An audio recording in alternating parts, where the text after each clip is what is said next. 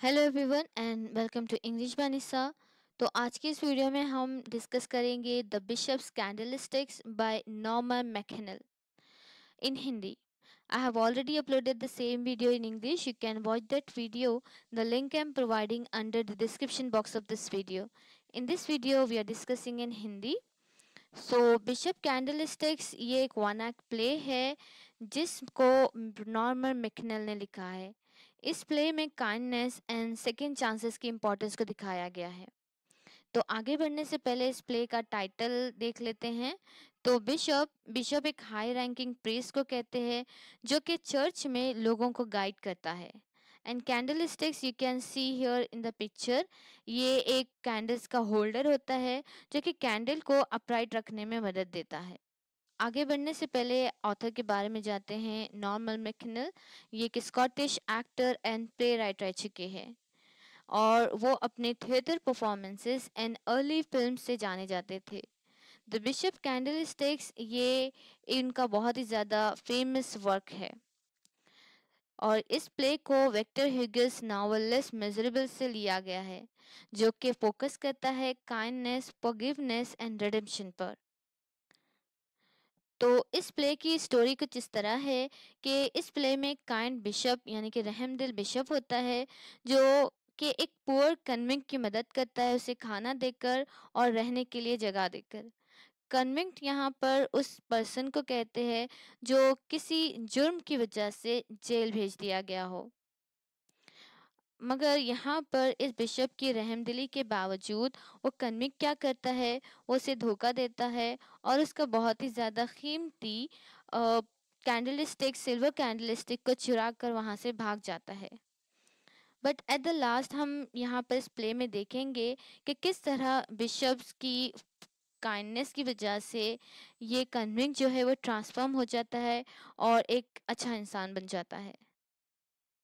तो ये प्ले यही दिखाता है कि हर इंसान की ज़िंदगी में से एक सेकेंड चांस मिलना चाहिए और ये भी बताता है कि काइंडनेस एक हार्ड पीपल यानी कि काइंडनेस एक हार्ड इंसान, टफेस्ट पीपल को भी चेंज कर सकती है। अगर अब हम बात करें सेटिंग की एंड कैरेक्टर्स की, तो इस प्ले की सेटिंग बिशप का घर है और यहाँ पर मेन कैरेक्टर्स आर, एक तो है बिशप जो कि एक काइंड हार्टेड मैन है और वो ये बिलीव रखता है कि लोगों की सेल्फलेसली मदद करनी चाहिए। सेकेंड कैरेक्टर परसोम है जो कि बिशप की सिस्टर होती है और वो यहाँ पर वो एक प्रैक्टिकल लेडी है और वो हमेशा परेशान रहती है उसके भाई की जेनरॉसिटी को लेकर, क्योंकि वो बहुत ही ज़्यादा काइंड था और लोग उसका फ़ायदा उठाते थे, उसका एडवांटेज उठाते थे, ऐसा वो समझती थी। और तीसरे कैरेक्टर है मैरी जो कि बिशप के घर की मेड है। एंड फोर्थ कैरेक्टर जो है वो है कन्विक्ट। कन्विक्ट जैसे कि अभी मैंने बताया है, किसी जुर्म की वजह से जिसे जेल भेज दिया गया हो उसे कन्विक्ट कहते हैं। इस प्ले का बैकग्राउंड कुछ इस तरह है। तो एक वन एक्ट प्ले है जिसे विक्टर ह्यूगोस नॉवेल लेस मेजरेबल से लिया गया है।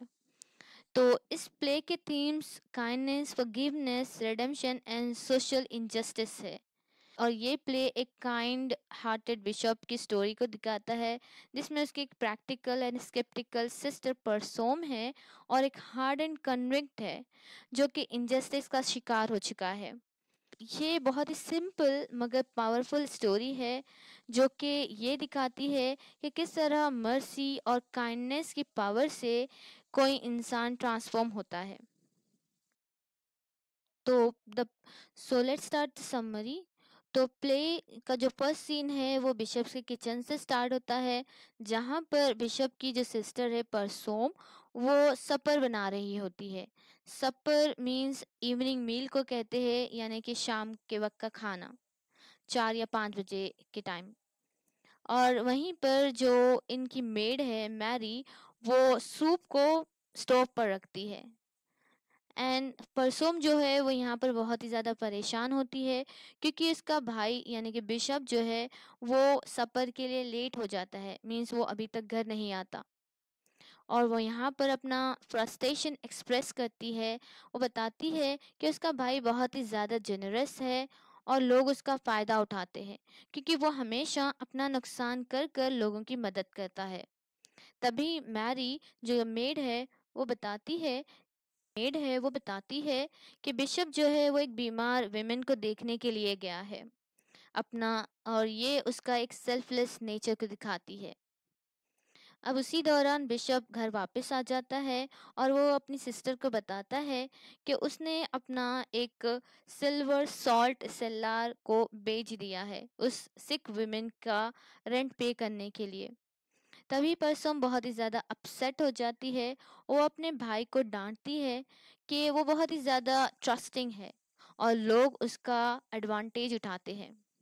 पर यहाँ पर जो बिशप है वो खामोशी से, कामनेस से उसकी सारी बातों को सुनता है और ये बिलीव रखता है कि एज ए प्रिस्ट उसकी ड्यूटी है कि वो लोगों की मदद करे।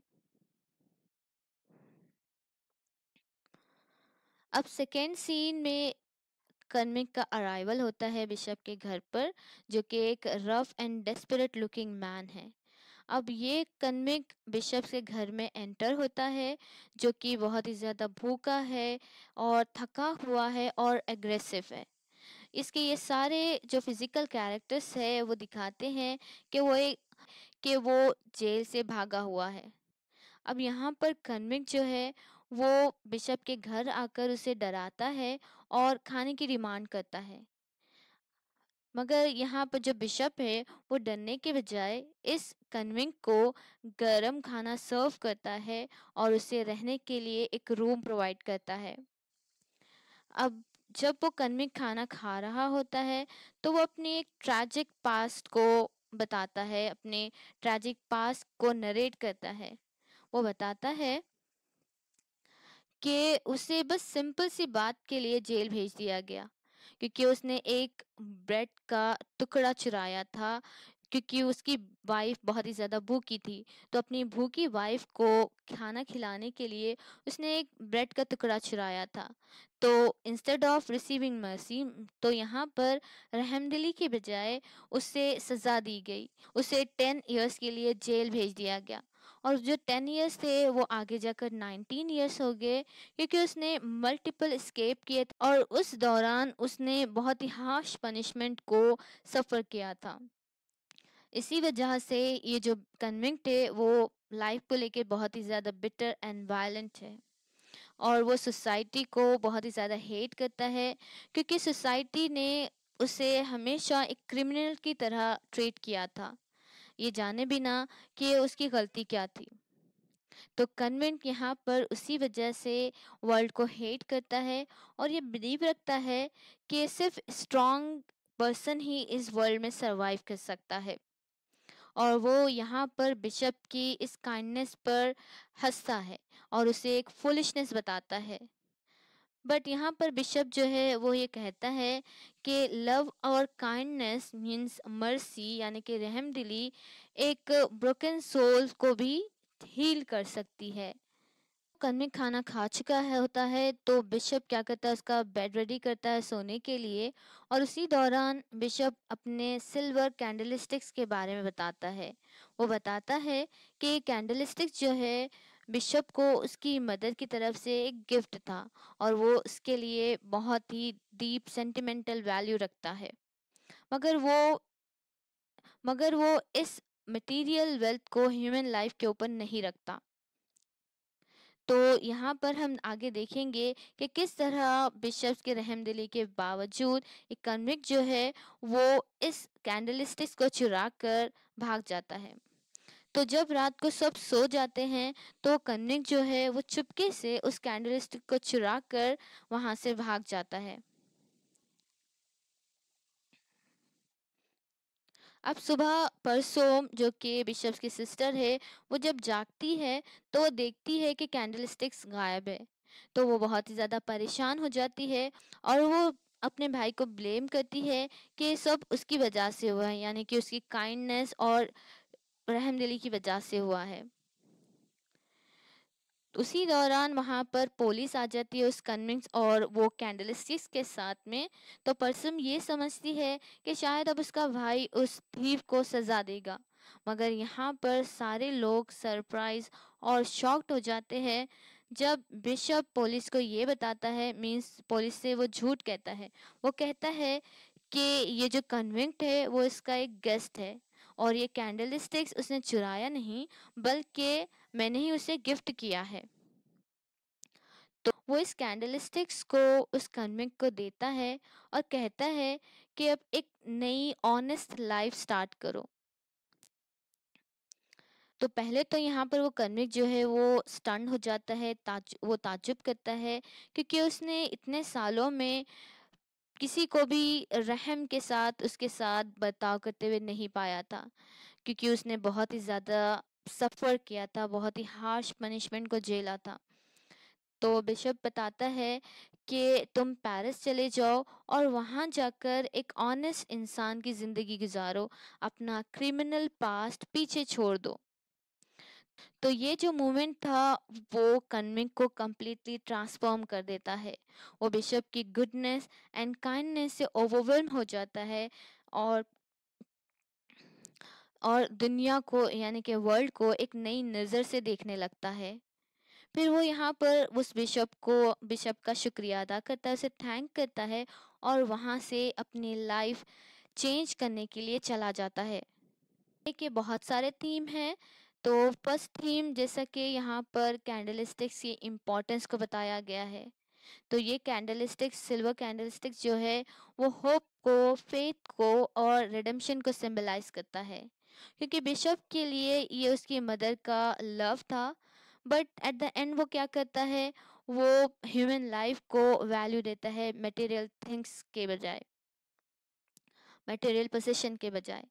और यही कैंडलस्टिक्स यहाँ पर कन्वेंट के लिए एक ट्रांसफॉर्मेशन का सिंबल बन जाता है, जो कि उसके ज़िंदगी के रास्ते को लाइट देता है, यानी कि उजाला देता है उसकी न्यू लाइफ स्टार्ट करने के लिए। सेकेंड थीम में जो परसोम है उसके व्यूज़ को बताया गया है।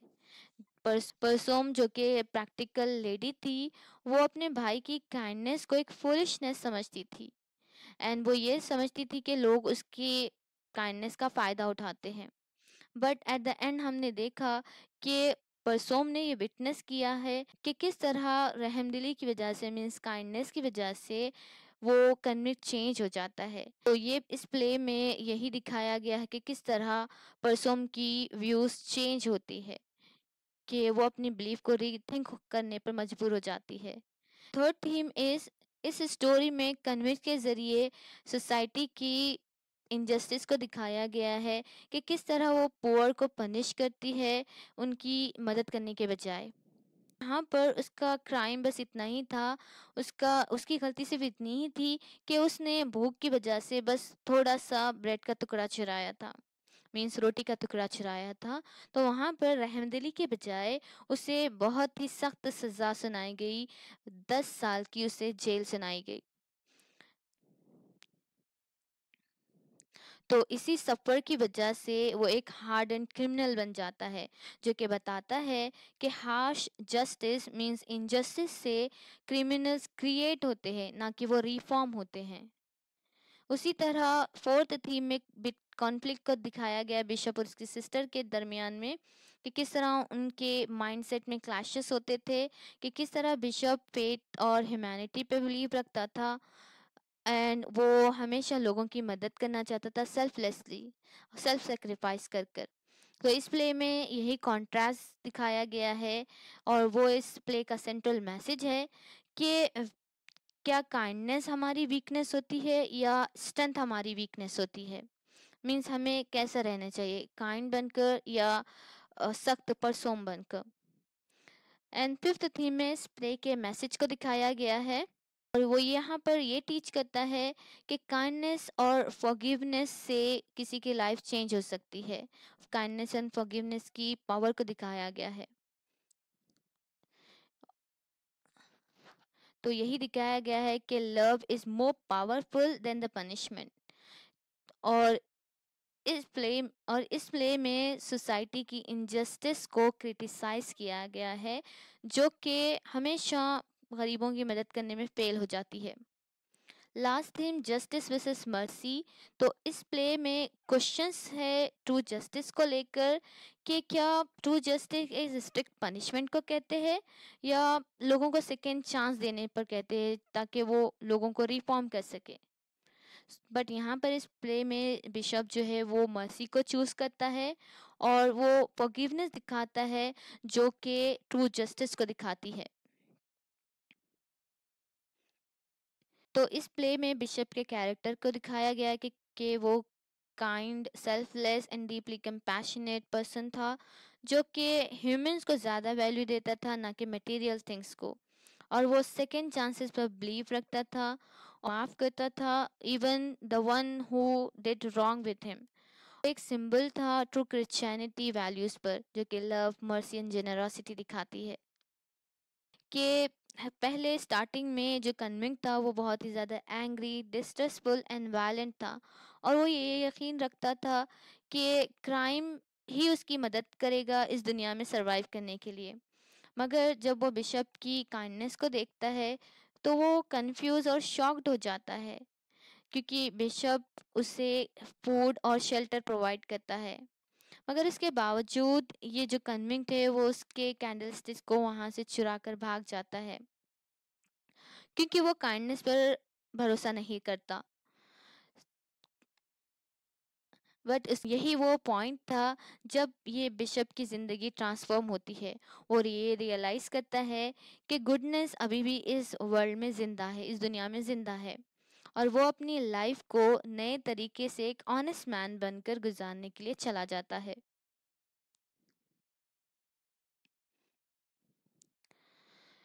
तो ये प्ले द बिशप कैंडलस्टिक्स इसमें ब्यूटीफुल्ली काइंडनेस एंड रिडक्शन की पावर को दिखाया गया है। को और और ये भी दिखाया गया है कि किस तरह बिशप्स के एक्शंस मींस लव और फॉरगिवनेस से एक पर्सन की फेट चेंज होती है। सोशल इनजस्टिस को दिखाया गया है और लोगों को इनकरेज किया गया है कि वो सोचे थिंक करे कि ट्रू जस्टिस किसे कहते हैं। क्या लोगों को सज़ा देनी चाहिए, क्या लोगों को हार्शली पनिश करना चाहिए या उन्हें सेकेंड मौका देना चाहिए, सेकेंड चांस देना चाहिए ताकि वो रिफॉर्म हो सके, अपने आप को सुधार सके। सो बिशप कैंडलस्टिक एक डीपली मूविंग प्ले है about forgiveness redemption and the power of kindness. यहाँ पर बिशप का one act of selfless nature एक कन्विंग के ट्रांसफॉर्मेशन में उसकी मदद करता है, उसकी डेस्टिनी को चेंज करता है। यहाँ पर फेलियर ऑफ जस्टिस को भी दिखाता है, जस्टिस सिस्टम को दिखाता है कि किस तरह हार्श पनिशमेंट क्रिमिनल्स को क्रिएट करती है instead of reforming them. So ultimately ये प्ले यहाँ पर खत्म होता है एक पावरफुल लेसन के साथ कि love and kindness are the true path to justice and change. All for today's video, The Bishop's Scandalous text by Norma McKennell in Hindi. I hope it would be helpful for you. Thanks for watching.